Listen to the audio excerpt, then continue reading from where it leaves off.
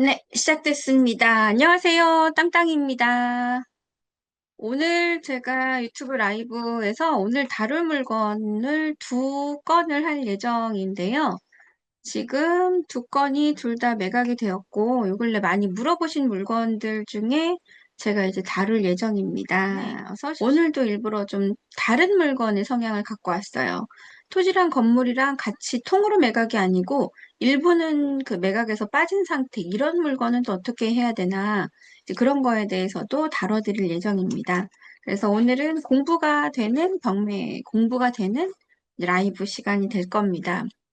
특수물건, 뭐 법정지상권, 지분경매 이런 거 되게 어려워하시거든요. 근데 사실 해보면은 사실 별건 아닌데 그 해보질 않다 보니까 어떻게 하는지를 방법을 모르셔서 그래서 이제 못 하시는 경우가 되게 많아요.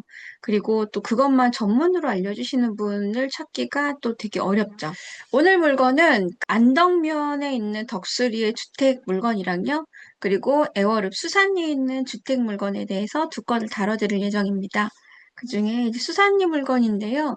일단 전경을 보게 되면은 여기는 저번에 저희가 5월 달에 애월 임장도 그 한 30분이랑 같이 버스를 타고선 다니면서 갔던 곳 중에 하나예요. 그리고 지금 제가 흐린 날에 임장을 했는데도 불구하고 물건이 그렇게 나쁘지는 않았어요.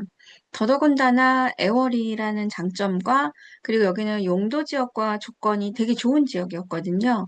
그러니까 계획관리 지역이면서 자연취락지구라는 조건이 굉장히 좋은 조건인데 그런 물건이 있더라고요. 일단 수산리라고 한다면은 제주공항에서는 한 30분 정도 걸리는 위치고요. 그리고 바다에서는 좀 거리가 있습니다. 그래서 바다뷰가 보이거나 뭐 바다로 인해서 혜택이 있거나 이런 거는 없어요. 그런데 이제 애월이라는 장점은 있죠. 왜냐하면 시내 접근성에서는 나쁘지 않은 조건이기 때문에 애월의 최대 큰 장점이 그거죠. 그 제주 시내권에 있다면은 만약에 뭐 상권이라든지 이런 거 형성해서는 사용하기가 되게 편하긴 한데요. 사실 주거용으로 친다면은 완전 상권에 밀집된 곳보다는 어느 정도 한 발 물러선 곳을 더 선호하시는 분들도 있잖아요. 그런 면에서 애월이 굉장히 인기 있는 지역 중에 하나이기도 합니다. 근데 애월이 생각보다 상당히 넓어요. 그리고 그 나뉘어져 있는 지역에 대해서도 굉장히 여러 개로 나뉘어져 있기 때문에 애월이라고 하더라도 정말 여기 애월 있고 여기 애월 있고 그래서 이 차이가 굉장히 큽니다. 그래서 그거는 알고 계셔야 돼요. 애월에 있는 물건이고요. 토지는 139평입니다. 굉장히 넉넉하죠.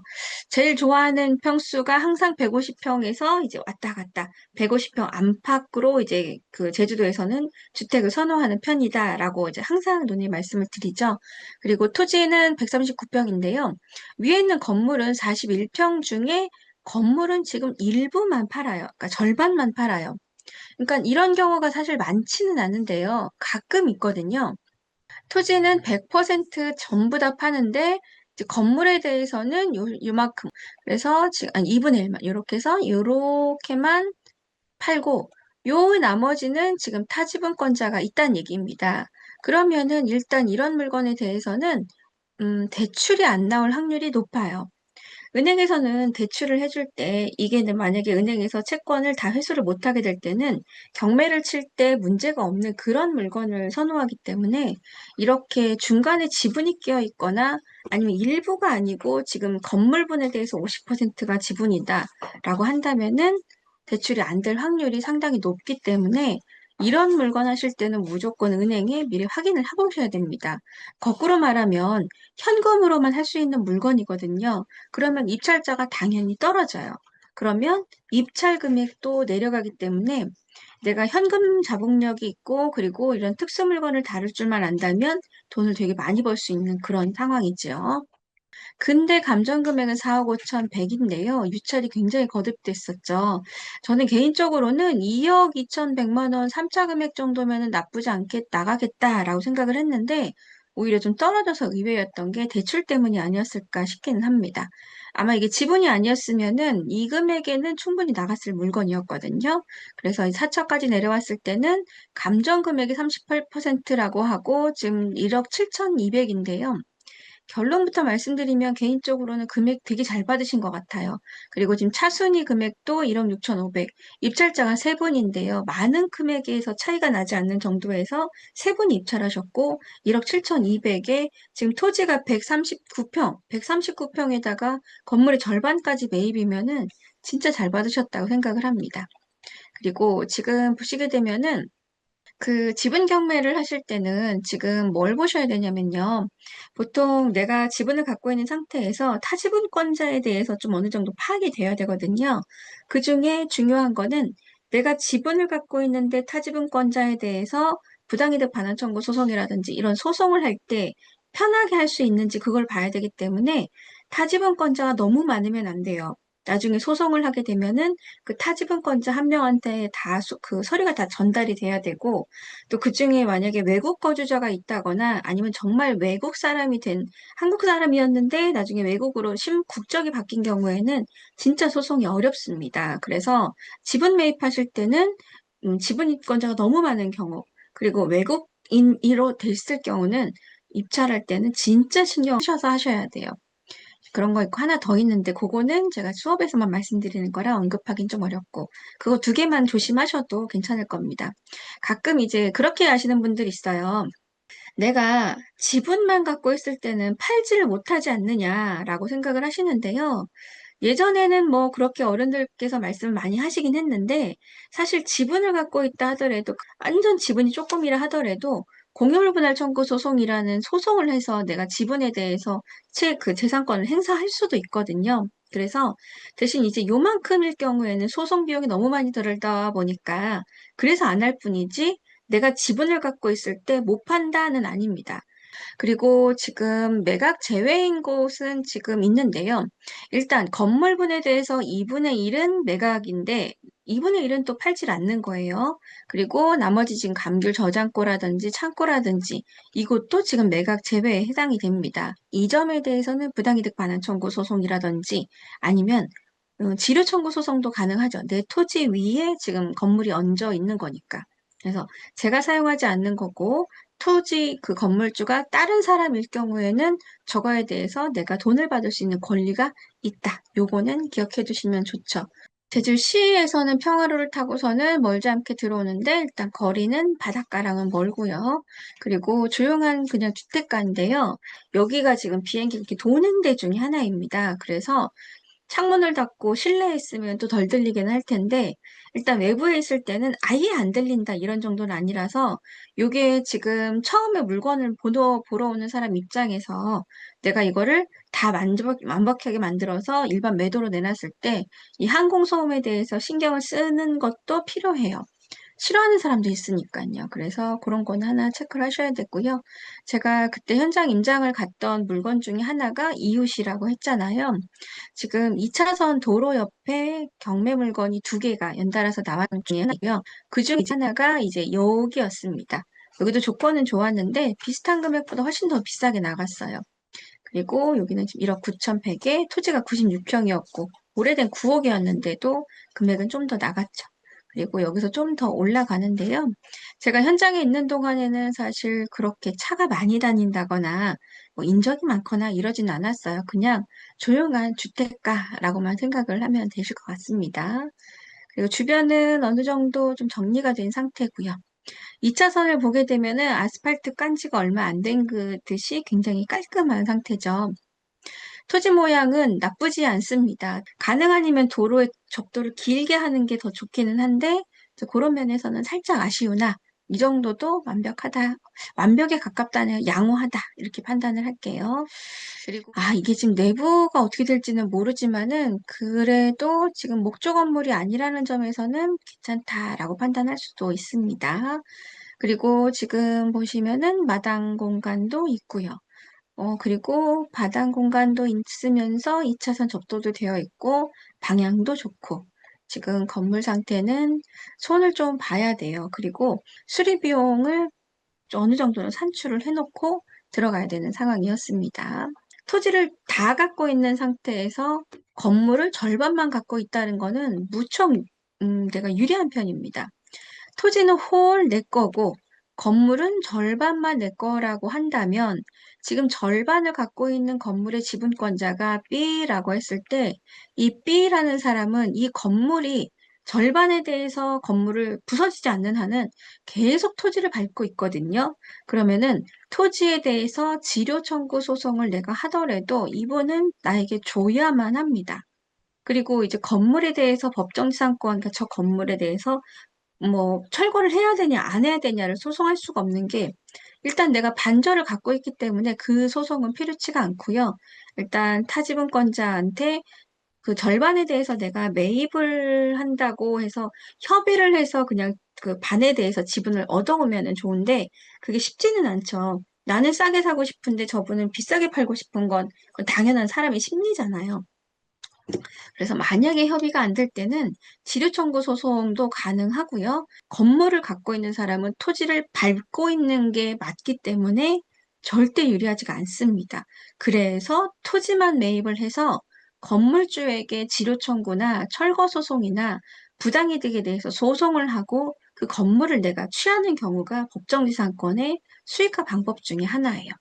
실제 소송까지 가게 되면요, 시간이 너무 오래 걸려요. 지료 청구 소송도 하고 또 그것 때문에 경매도 치고 하려면은 아무리 못해도 한 1년 전후의 시간이 필요하거든요. 그럼 내가 그 기간 동안은 사용도 못하고 그리고 소송하는데 비용도 들고 그러면은 내가 쓸 수 있는 기회비용에 대한 그 금액이 한 1억 5천, 2억 정도는 충분하게 1년 반 정도는 써야 돼요. 그래서 제일 좋은 거는 협의라는 거를 알고 계시면 좋은데, 그래도 안 된다면 소송에서도 무조건 토지주는 이길 확률이 100%이기 때문에 그런 면에서는 상당히 유리한 조건이라고 생각을 했습니다. 혼자는 좀 어려우시죠? 그리고 변호사까지 갈 필요가 없어요. 그냥 서류로만 내고 서류로만 받고 왔다 갔다만 하는 거라서 이런 거는 변호사님 말고 법무사님으로도 충분하게 해결할 수 있는 물건입니다. 그리고 제주도에요. 제가 누군지 말씀은 못 드리지만 진짜 내일처럼 하시는 법무사님이 제주 법원 근처에 한 분 계시더라고요. 저는 아직 그분을 만나본 적도 없고 이야기를 나눠본 적도 없는데 저희 수강생분들이 이제 법무사님을 발품을 팔아서 찾은 분이 있거든요. 근데 제가 여태까지 그 만나보고 또 저도 지금 쓰고 있는 법무사님을 제외하고라도 너무너무 열심히 일하시는 분이 제주도에 있으세요. 제가 감탄할 정도였어요. 그분을 보고. 그래서 네, 저희 수강생분들한테는 이제 알려드리는 분입니다. 잠깐만요. 그리고 하나 더 말씀을 드리자면 지금 보시면은 잘 안 보이시지만 이게 우리가 임장을 갈 때는 낮에 임장을 가잖아요. 그럼 놓치는 게 바로 이런 거예요. 가로등, 가로등. 이게 낮에 가면 당연히 화나니까 가로등이 필요가 없으니까 신경을 안 쓰거든요. 아까 토지에서 얼마만큼 높였는지 요것도 물건에 혹하게 되면 안 보이는 것처럼 낮에 가게 되면은 깜깜한지 뭔지를 모르기 때문에 이게 이렇게 구불구불 들어가는 거는 별론데 이렇게 생각을 해도 구불구불 들어가는데 깜깜한 데를 내가 구불거리고 들어가는 거랑 그래도 가로등이 있는데 구불거리고 들어가는 거는 완전 다릅니다. 그래서 가능 아니면은 가로등이 있는 것까지 체크를 하시는 게 너무 좋아요. 그래서 아래만 볼 게 아니고 위에도 보고 현장 가실 때는 대부분 뭘 하시냐면요. 사진을 이렇게 찍어 오시는데요. 사진보다는 동영상을 찍는 거를 너무 권해드려요. 그 이유가 뭐냐면 사진을 찍다 보면요. 이 커트 중에 여기랑 여기 사이에 그 못 찍는 부분이 가끔 있어요. 그래서 제일 좋은 게 동영상 촬영을 하는데 풀샷으로 이렇게 당기고요. 요새는 핸드폰의 기종들이 너무 좋아서 이 핸드폰에 너무 좋잖아요, 카메라가. 그래서 이렇게 줌으로 당겨도 나중에 촬영한 다음에 줌으로 당겨도 화면이 안 깨질 정도거든요. 그래서 풀샷으로 찍 때 이 화면을 굉장히 천천히 찍으시면 돼요. 그래서 거의 1초에 이렇게 한 번씩 지나갈 정도로 이렇게 찍으셔야지 나중에 놓치는 부분이 없어요. 근데 대부분 제가 이제 영상을 찍어 오시라라고 해서 미션을 드리면 어떻게 찍어 오시냐면은 이렇게 해서부터 이렇게 찍으세요. 이거 나중에 화면 그 집에서 보시잖아요. 굉장히 빠른 거예요. 그래서 저도 임장을 가서 현장을 찍을 때는 거의 이 상태에서 이 정도로 천천히 찍거든요. 그래야지 놓치지가 않고 담깁니다. 그래서 무조건 사진보다는 동영상이 좋고 거의 한 컷에 1초 이렇게 갈 정도로 천천히 찍는 거 완전 좋습니다. 그렇게 해서 자료를 좀 모아주시는 게 최고예요. 나중에 여기가 어떻게 변했는지도 동영상을 갖고 있으면 알 수가 있거든요. 근데 사진은 100% 놓칩니다. 그것도 네, 꿀팁 중에 하나입니다. 지금은 이제 뭐를 했냐면요. 지금까지는 애월 수산리 물건을 했는데요. 사실 이 물건보다 더 관심 두시는 물건이 따로 있죠. 지금 물건이 굉장히 저렴했어요. 저렴하게 내려왔어요. 그리고 선생님들 그거 아시나요? 요즘에 경매 매각물 보면은 감정 금액이 내려왔습니다.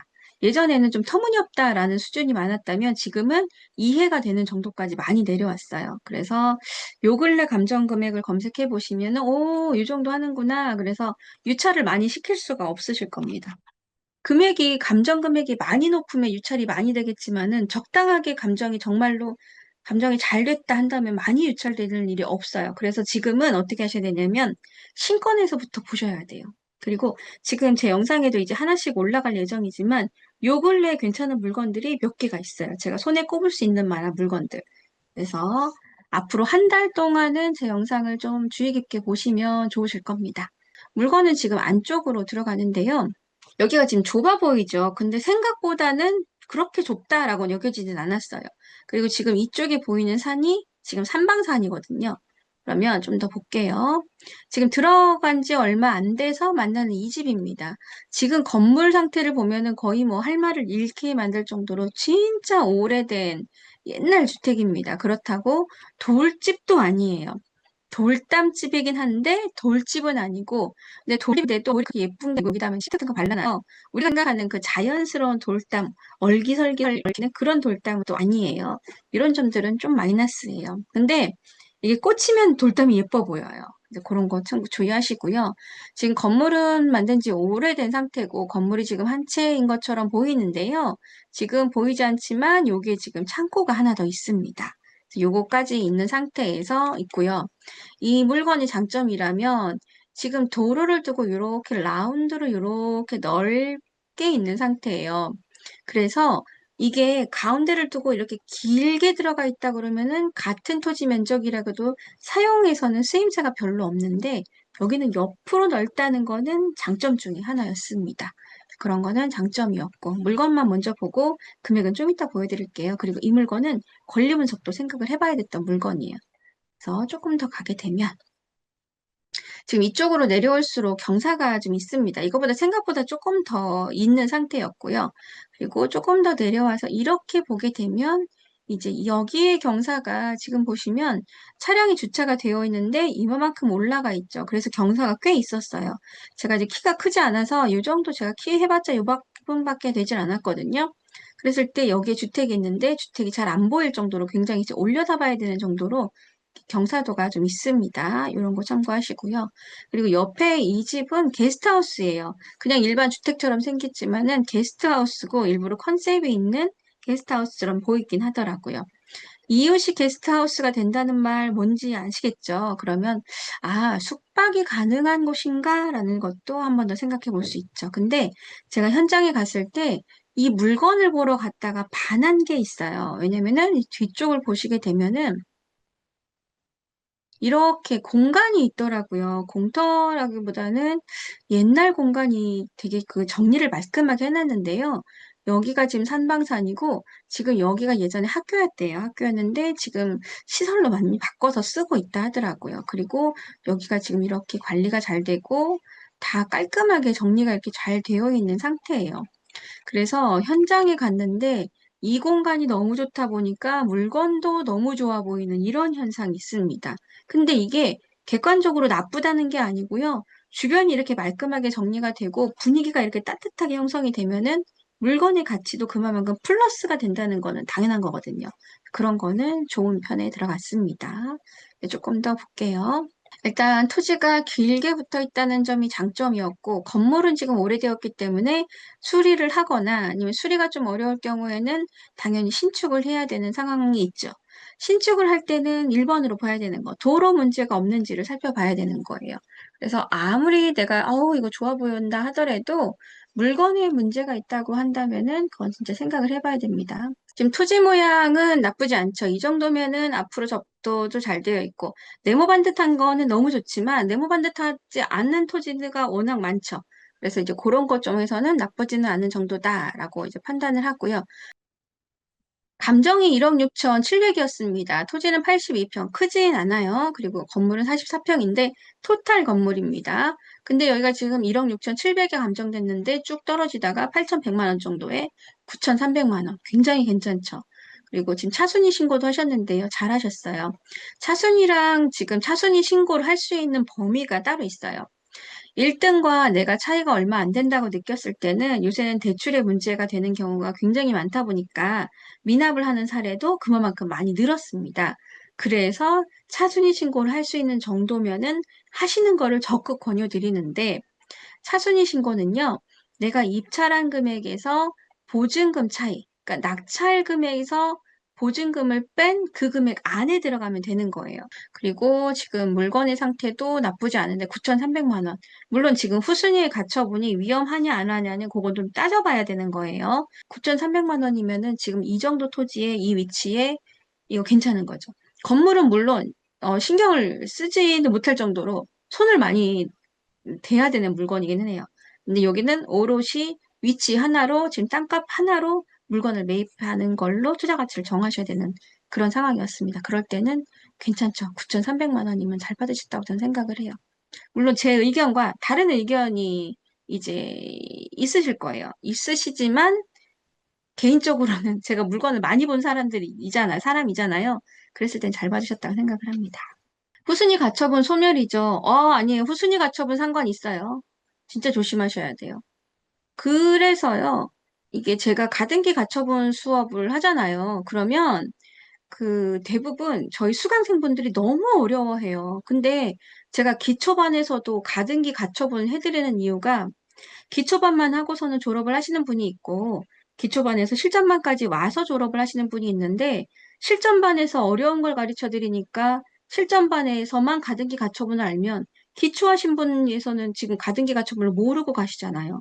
그래서 제가 어렵더라도 가처분을 알려드리는데, 가처분은요, 이 보시면 만약에 이 지금 가처분이 사회행위 취소로 인해서 소유권 이전 등기 말소, 소유권 이전한 거를 등기한 거를 말소해달라는 청구권이에요. 그러면 이 허땡땡이라는 이분의 지분에 대해서 이 제주신용보증재단이 승소를 하게 되면은 이분의 지분에 대해서는 내 소유권을 잃는 경우입니다. 그러니까 조심하셔야 된다는 이유예요.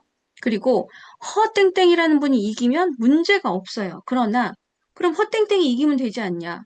그걸 우리가 알 수 없다는 거예요. 신용보증재단이 이길지, 허땡땡님이 이길지, 우리는 사안에 대해서는 1도 모르는데 이거 하나 갖고는 안전하다라고 판단하시면 안 돼요. 이 가처분은 그래서 경험이 진짜 많으신 분들은 문제가 있나 없나를 되게 조심하시는데 이게 진짜 조심하셔야 되는 게 가등기랑 가처분 두 개 무조건 조심하셔야 돼요. 이 등기부등본을 좀 더 면밀하게 파악을 하면은 결과는 나와 있어요. 나와 있긴 한데 그 등기부등본까지 보지도 않고 이것만 보고선 안전하다라고 판단하시면 위험할 수도 있으니까 그런 건 좀 더 생각을 해서 보시면 좋습니다. 그냥 이렇게 생각을 하세요. 가등기랑 가처분은 선순위, 후순위 상관없이 한 번 더 봐야 되고 100% 문제가 없는지 권리 분석을 꼼꼼하게 하지 못한다면은 입찰하는 거는 진짜 신중하게 해야 된다. 요것만 기억을 하시면 좋습니다. 더 디테일하게 갈 수가 없어요. 너무 해야 될 얘기가 너무 많고요. 제일 많이 실수하는 것 중에 하나가 뭐냐면요. 가등기인데 가등기권자가 소유자가 됐을 경우, 가등기인데 가등기가 인수 조건인데 소유자로 됐을 경우, 이럴 때는 없어지는 거 아니냐. 그런 실수 많이 하세요. 근데 그거는 오늘은 제가 해드리기가 좀 어렵고, 가등기 가처분 무조건 위험합니다. 후순위, 선순위 상관없이 살펴보셔야 됩니다. 제가 너무 심각하게 얘기했죠. 제가 가능 아니면은 이 경매에 대한 이야기랑 그 뭐 에피소드나 아니면은 이렇게 일반 상식 같은 부동산 이야기를 많이 알려드리고는 싶은데 그게 이제 제가 좀 뭐라 해야 되죠? 그런 거는 다른 데서도 많이 할 수 있고 다른 데서도 다른 유튜브에서도 많이 알려주시잖아요. 그러니까 저는 다른 데서 안 알려주는 정말 이 디테일하게 중요한 것들을 알려드리고 싶어요. 제가 잘하는 게 이제 그거기 때문에. 그래서 남들 하는 거랑 똑같이 할 필요는 없고 저는 그렇게 생각합니다. 그래서 제주도 것만 하는 것도 있는 것 같아요. 그래서 다시 한번 말씀드릴게요. 권리분석에서 선순위 후순위에서 가등기랑 가처분 있는 거는 다시 한번 찾아보자. 안전하다고 함부로 판단하면 안 된다. 하시면 됩니다. 소유권 한번 뺏겨봐요. 그거 얼마나 눈물 나는 일인데요. 임장을 가면은 한 번에 가지 마라. 여러 번 가고 아침에 가고 저녁에 가고 비 올 때 가고 눈 올 때 가고 냄새 날 때 가보고 반짝할 때 가보고 그렇게 가봐라. 왜냐? 당신의 돈이 1억에서 5억, 10억, 100억 이렇게 들어가잖아요. 그런데 잠깐 보고 1시간 안에 뭐 문이 잠겨 있으니까 못 들어간다? 그럼 열릴 때까지 기다리면 되는 거 아니에요. 그런데 그냥 잠겨 있으니까 못 들어가니까 이렇게 살짝 보고 오고 그렇게 하고 어떻게 돈을 써요? 저는 10만 원도 그렇게는 못 쓰겠어요.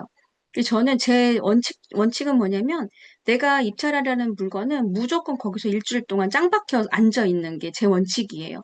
그래야지 내가 돈을 함부로 쓰지 않고 정확하게 쓸 수 있을 거 아니에요. 근데 의외로 잠깐 보고 오시는 분들이 생각보다 되게 많습니다. 임장자라는 팁은 하나밖에 없어요. 그냥 박혀 있는 거예요. 박혀 있다 보면은 가만히 그 앞에서 앉아 있다 보면요. 진짜 많이 들어봐요. 만약에요.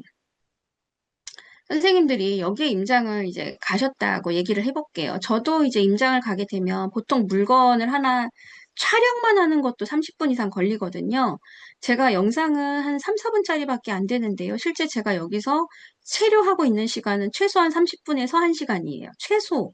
그거는 이렇게도 찍고 저렇게도 찍고 각도도 찍고 여기도 찍고 저기도 찍고 저도 지금 그러는데 근데 이거를 매덕 이거 아무리 싸다 그래도 1억은 들어가는 물건이잖아요. 근데 이거를 슬쩍 보고 소유주랑 그 여기 있는 분이랑 뭐 눈이 마주쳐서 하고서는 도망 나온다. 그렇게는 입찰하면 안 되는 거죠. 그래서 아침 저녁 가고 그리고 여기 있다 보면요. 현장에 있다 보면은 그리고 계속 여기 서서 여기를 계속 보다 보면은 주변에서 이웃분들이 말을 걸어주세요. 왜 왔어? 뭐 보고 있어? 아, 그래? 그러면은 저보고 욕하시는 분도 있어요. 왜냐하면 저 집과 친하신 분들은 여길 뭘 보러 왔어? 뭐 사람 뭐 괴롭히러 왔어? 하면서 뭐 쌍욕을 하시는 분들도 있고 그러실 수도 있죠. 근데 그렇지 않은 분들도 있거든요. 그러면 그냥 나는 서 있기만 했는데도 그냥 서 있는데도 저 집을 보지 않았는데도 저 집에 숟가락이 몇 개고 누가 살고 저기에 명도는 어떻게 되고 집안 구조도 어느 정도 알 수가 있고 그렇다 보니까 무조건 임장은 박혀 있어라가 제 지론입니다. 그래서 아파트 임장에 대해서 꿀팁 중에 하나도 아파트는요, 사실 임장을 안 가도 될 정도로 정보들이 다 있죠. 도면도 있고, 여기 시세도 나오고, 방수를 언제 했는지, 외벽은 언제 칠했는지, 이런 거 다 나오잖아요. 근데 정작 그 아파트, 그 동에, 그 호실에 관련된 이야기는 들을 수가 없어요. 그래서 위아래 집이라든지 옆집에 어떤 사람이 사는지, 내가 만약에 낙찰을 받았는데요. 윗집과 그 층간 소음이 되게 많았던 집이라 한다면요. 내가 낙찰받아도 골치 아프거든요. 그런 거 보이지 않는 거를 얻기 위해서 임장을 가는 거지 보이는 정보를 얻기 위해서 임장을 가는 게 아니에요. 그래서 그런 거 조심하셔야 됩니다. 무조건 임장은 박혀 있어라. 이끼처럼 박혀 있어라. 네. 경매할 게 못 되네. 경매할 게 못 되네. 아, 왜 경매할 게 못 돼요? 경매해서 돈 벌면 못 될 게 아니죠. 어려운 문제를 해결해 나가면 뿌듯할 것 같은 게 경매의 매력이에요. 저의 의견에 굉장히 그 공감의 한 표를 던집니다. 경매를 하고 안 하고는요, 선택이에요. 그리고 내가 만약에 저기 있는 사람이랑 뭐 마주치기 싫고, 얘기하기 어렵고, 명도하기 어렵고, 이러면 경매 안 하시면 돼요. 대신 돈을 좀 더 주고 그냥 사시면 되는 거예요. 경매는 내가 그런 번거로운, 수고로움, 그런 리스크를 감수하고 싸게 사기 위해서 경매를 하는 거지요. 내가 욕 먹었는데 내가 똑같은 값을 하려고 경매를 하진 않잖아요. 그런데 그거를 선택하는 거죠, 본인이. 난 욕 먹기도 싫고, 싸우기도 싫고, 골치 아프게 권리 분석하기도 싫고, 그냥 할란다. 그러면 그냥 제값 주고 사시면 되는 거고, 나는 욕 먹어도 괜찮고, 욕 먹으면 뭐 오래 산다며요. 그러니까 욕 먹어도 괜찮고, 저 해결할 수 있는 능력도 있다. 그럼 더 싸게 사는 거죠. 경매를 하고 말고의 문제가 아닌 것 같습니다. 선택입니다. 네. 이거는 틀리다 맞고의 차이가 아니고요. 어, 다르다의 차이라고 보시면 됩니다. 아님 말고 마인드인 사람이 잘할 것 같습니다. 완전, 완전 공감해요. 아님 말고가 진짜 중요한 게요. 이게 경매 물건에 내가 한번 꽂히잖아요. 그러면 막 물건이 막 좋아 보여요. 막 좋아 보이고, 냄새도 향기로워 보이고, 막 소리도 막 안 들려요. 착각이 들어요. 근데 그걸 언제 깨냐면요. 낙찰 딱 받은 그 순간 깨요. 되게 아이러니한 게. 입찰할 때까지만 하더라도 저거 무조건 좋았는데 낙찰 딱 받아서 내가 낙찰자다라고 호명을 하면요. 그 낙찰자라는 영수증 받아온 그 뒤돌아서고 나서부터 기분이 되게 좋아야 잘 받은 거예요. 근데 이런 생각이 들면은 진짜 힘들어져요. 그래서 입찰 금액 정할 때도요, 낙찰받기 위해서 입찰 금액을 정하면 안 된다고 누누이 얘기를 드려요. 시세가 얼만데 내가 생각할 때는 이 시세에서 이 정도 빠지면 잘 받는 것 같다라고 생각해서 그 금액에 들어갔는데 폐찰하면 망 거예요. 그러면 내가 생각한 것보다 저 사람이 수익을 덜 먹으려고 하거나 아니면 저 사람이 시세 조사가 잘못되거나 그거거든요. 내가 틀린 게 아니에요. 진 것도 아니고. 그냥 나랑 저 사람의 가 틀리고 수익에 대한 관점이 틀리고 그것일 뿐이지. 그래서 선생님 말씀대로 아님 말고가 최고입니다. 그래서 낙찰 받으려 애쓰시면 안 돼요. 하나만 똑똑한 거 받으시면 되는 거예요. 도망가시던데. 임장 오신 분들 말 거니까 도망가시던데. 대부분 그러세요. 대부분 그 경매를 많이 하셔서 흔히들 말하는 그 맷집이라고 그러죠. 욕을 하도 들어먹어서 맷집을 많이 당하신 맷집이 이제 좀 세신 분들은 안 가세요. 근데 제 지론은 뭐냐면요. 만약에 내가 여기에 임장을 갔는데 채무자나 소유자가 나와서 나랑 눈이 마주쳤어요. 그런데 그랬을 때 내가 모르는 척하고 가버리잖아요. 그러면 저는 명도를 못 해요. 왜냐면 임장 왔을 때부터 이 사람한테 말을 못 붙이는데 낙찰받고 어떻게 이 사람한테 말을 붙이냐. 그거예요, 저는. 그래서 현장에 갔는데 채무자나 소유자가 나오시면은 뭐 안녕하세요는 좀 그렇죠. 안녕하지 않으실 테니까. 그런데 안녕하세요는 아니더라도 네, 저기 죄송합니다. 그냥 그래요. 불편할 수는 있으시니까. 죄송합니다. 그럼 잠깐만 보고 가겠습니다. 이렇게 그냥 그 예의 바르게 해서 보는 정도는 나쁘지 않다. 왜 도망을 가요? 왜 도망을 가요? 도망갈 일이 없거든요, 사실. 경매 입찰하는 사람이 잘못한 거는 없어요. 남의 집을 보는 게 잘못한 게 아니고, 남의 집이 아니고, 법원에서 나온 경매 물건을 우리는 살펴보러 가기 위해서 온 거잖아요. 그, 임장을 가는 거 되게 어려워하시고, 명도하는 거 되게 어려워서 경매 못 하겠다는 분들이 되게 많아요.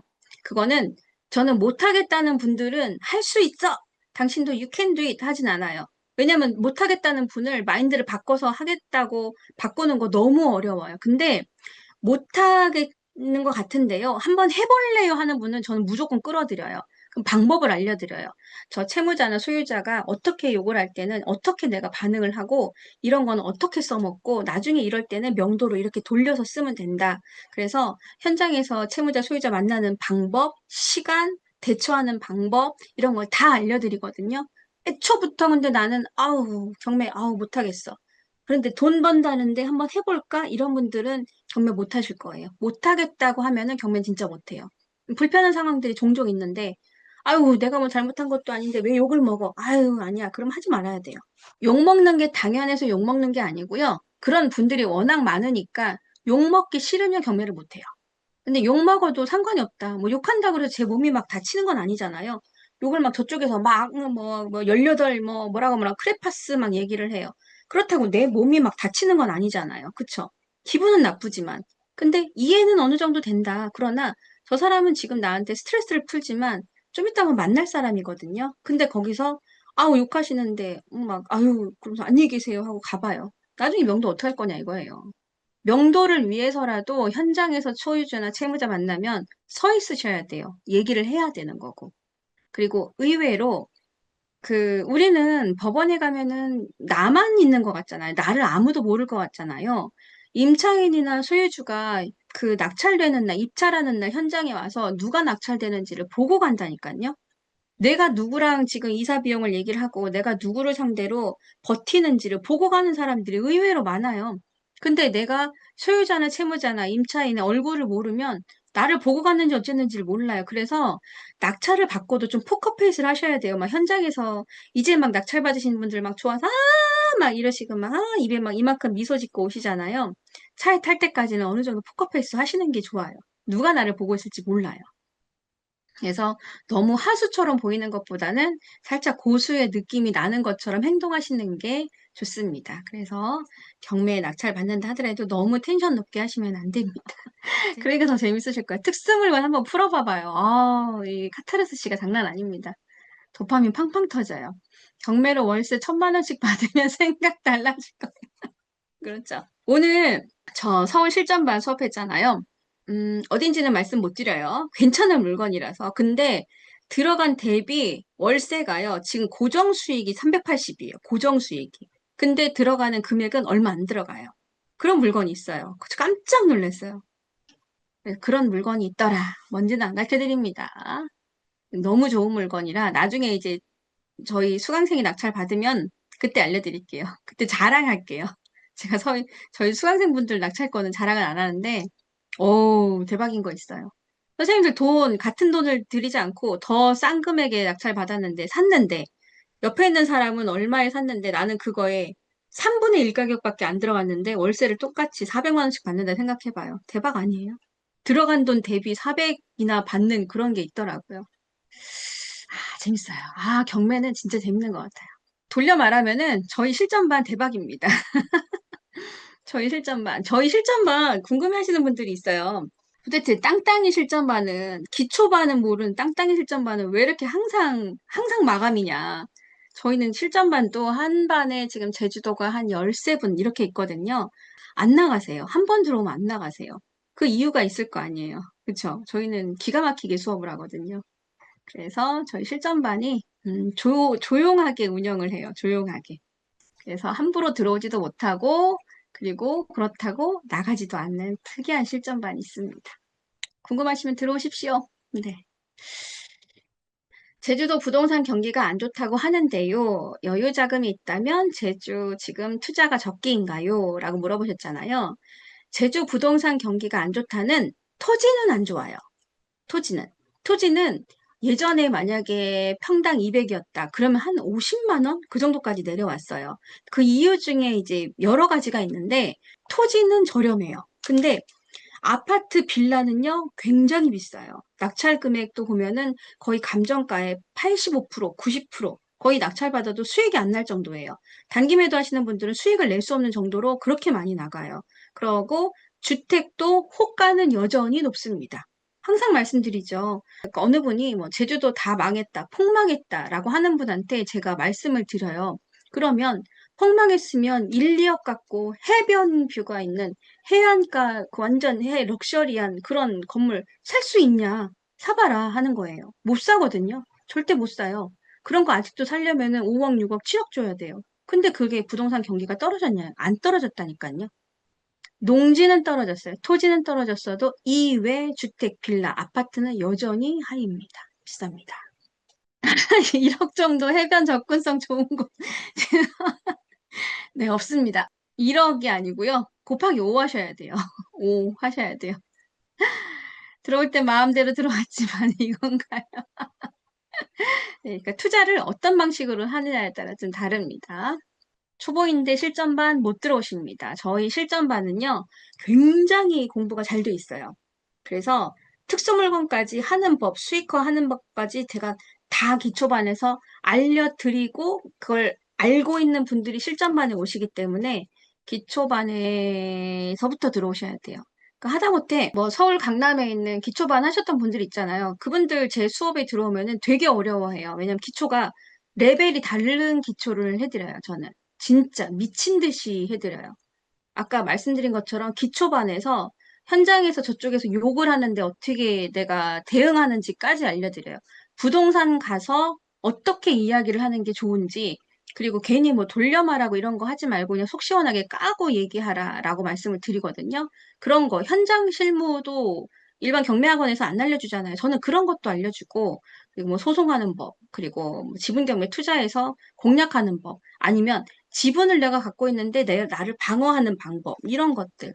이런 게 제 기초반에 다 들어가 서 제 기초를 안 들어오시고 실전만 오신 분들은 다시 기초 오세요. 너무 어려워서. 그만큼 실전반이 저희가 레벨이 굉장히 높습니다. 그래서 뭐 기초반 하셔야 돼요. 3, 4년째 싼 집만 찾아다니면서 집 못 사람, 그쵸. 그렇죠. 맞아요. 1억이면 20평. 바닥이 안 보이는 거, 그쵸. 싼 집은 없습니다. 저는 오히려요, 싼 집 말고요, 제 값은 주는데 위치를 진짜 잘 선정하면 좋을 것 같아요. 건물은 사실 뭐 폐가여도 상관이 없고 막 다 쓰러져가도 상관없어요. 왜냐면 돈으로 해결할 수 있는 거는 괜찮거든요. 근데 위치는 내가 먼저 선점하는 사람이 무조건 위너예요. 개발하는 곳이 일단 한정적이고요. 오름도 있고 그리고 안반도 있기 때문에 거기서도 더 한정적이에요. 해안가에서 실거주하는 사람은 불편해요. 염분도 많고 맨날 습하고 바람에 태풍에 물론 불편한 거 위험한 거 너무 많아요. 근데 제주에 대해서 로망이 있는 분들이나 제주에다 투자를 하시려는 거금을 투자를 하시는 사람들은 무조건 해안가를 원하거든요. 아니면 먼 바다뷰라도 무조건 바다뷰가 보이는 데를 원하세요.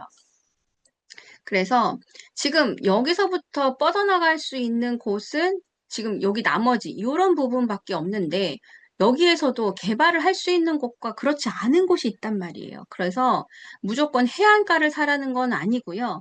해안가를 중심으로 사되 그 조건이 조금 더 좋은 거. 그래서 돈을 차라리 더 주더라도 조건이 좋은 데를 사셔야 되는 거예요. 내가 싼 거를 원하면요. 싼 건데 싼 거 중에 좋은 건 없어요. 제주도는 특히나 그래요. 그래서 싼 거에는 없고 제값을 주고 웃돈을 주더라도 좋은 걸 사시는 게 저는 완전히 추천드리는 바입니다.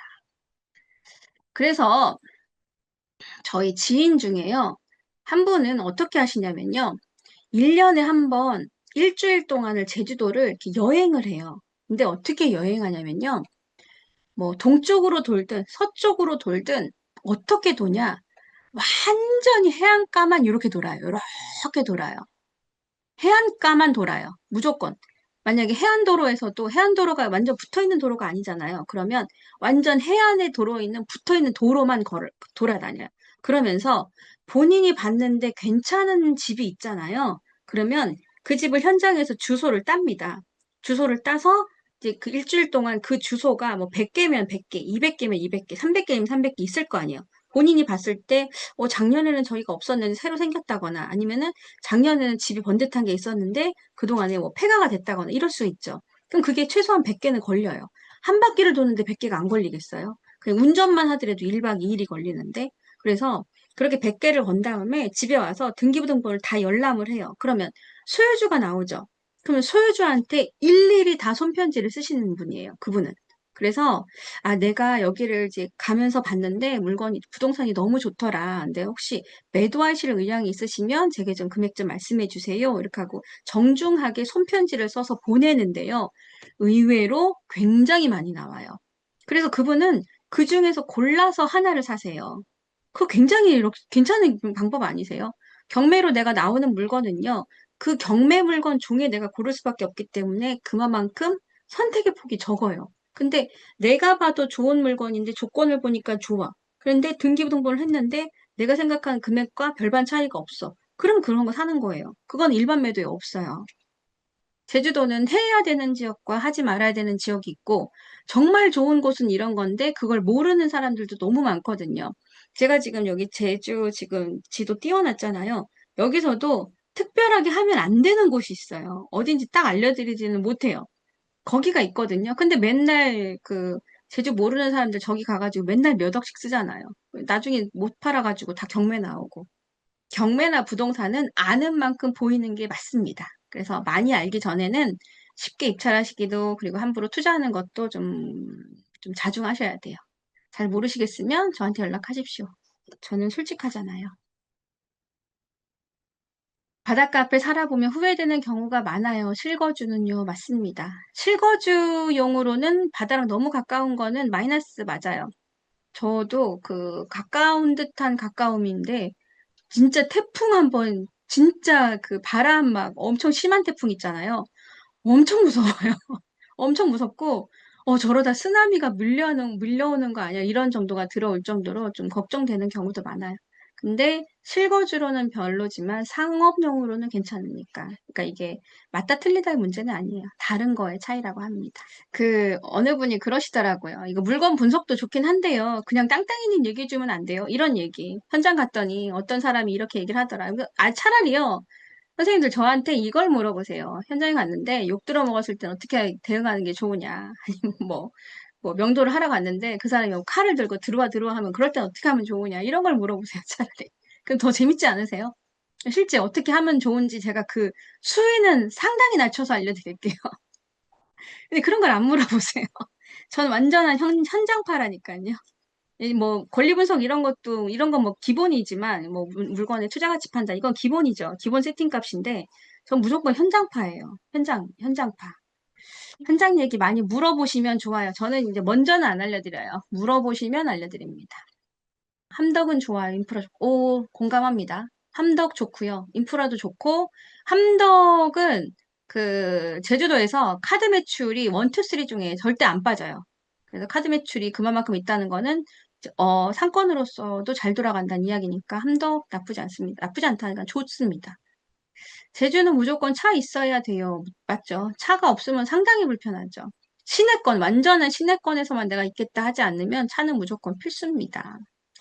함덕이 그 전에 저희가 함덕에 임장을 한번 갔는데 저희 수강생분들이랑요. 그때 함덕에 계신 선생님분께서 시내버스가 함덕까지 들어와서 함덕까지는 시내권처럼 이제 여긴다라고 말씀을 하시더라고요. 권리 분석은 5초면 끝. 에이, 5초가 뭐예요? 1초면 끝나죠. 좀 재수없다고 생각할 수 있지만 많이 보다 보면요. 권리 분석 많이 보다 보면 읽으면서 이제 끝나는 거잖아요. 대부분 그렇죠.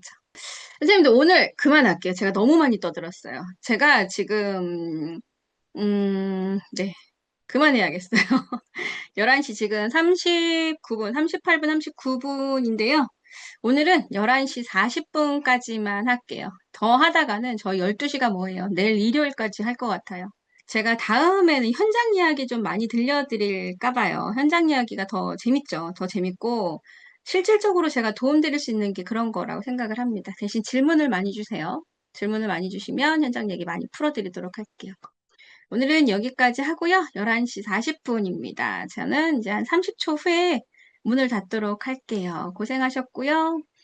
오랫동안 보시느라고 정말 수고 많으셨습니다. 그리고 많이 말씀해 주셔서 감사했습니다. 덕분에 재밌었습니다. 다음 주에는 2025 타경의 8264 제가 현장 임장 영상 안 올라갔으니까요. 이것도 같이 올려드리도록 하고요. 다음 주에 또 재밌는 이야기 할게요. 감사했습니다. 오늘 이만큼 해서 문 닫도록 하겠습니다. 재밌고요. 다음 주에 뵙겠습니다. 땅땅이었습니다.